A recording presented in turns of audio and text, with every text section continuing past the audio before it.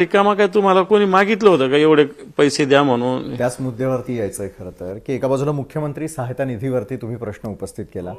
राज्याच्या तिजोरीची सद्य परिस्थिती काय महाराष्ट्राला समजू द्या. राज्याच्या तिजोरीची परिस्थिती आता अशी आहे, 9,35,000 का 36,000 कोटी रुपयाचं कर्ज राज्याच्या डोक्यावर आहे.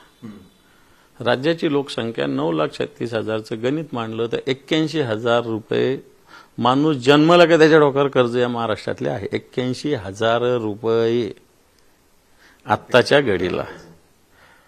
बरं, आता हे 9,36,000 कोटी याच्यातले कित्येक पैसे तर पुन्हा व्याज देण्यातच जातं. असंही नाही की बाबा कर्ज झालं तर आपण काही डेव्हलपमेंट केलं, काही काम आलेलं. याच्यातलं तर मला वाटतं 20 का 25% तर रक्कम नुसती व्याज भरण्यात जाते, पगार देण्यात जातो.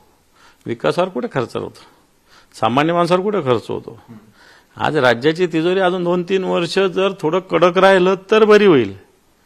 नाहीतर कोणी खुर्चीवर बसा, कोणता मंत्री कोणता मुख्यमंत्री काही करू शकत नाही, अशा प्रकारची स्थिती आहे.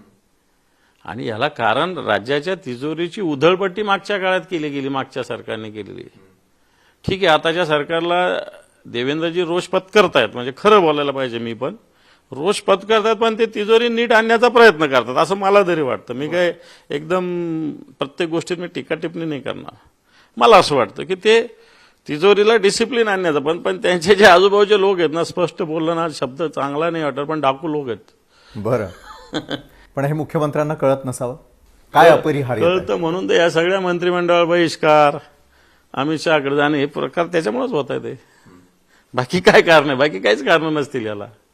बरं, आजचा सामना देखील वाचला मी. त्याच्यामध्ये मिंधे सरकार असं म्हटलेलं आहे पुन्हा एकदा. त्यांच्या कार्यकाळात काय झालं हे बोलताना दिसून येतं.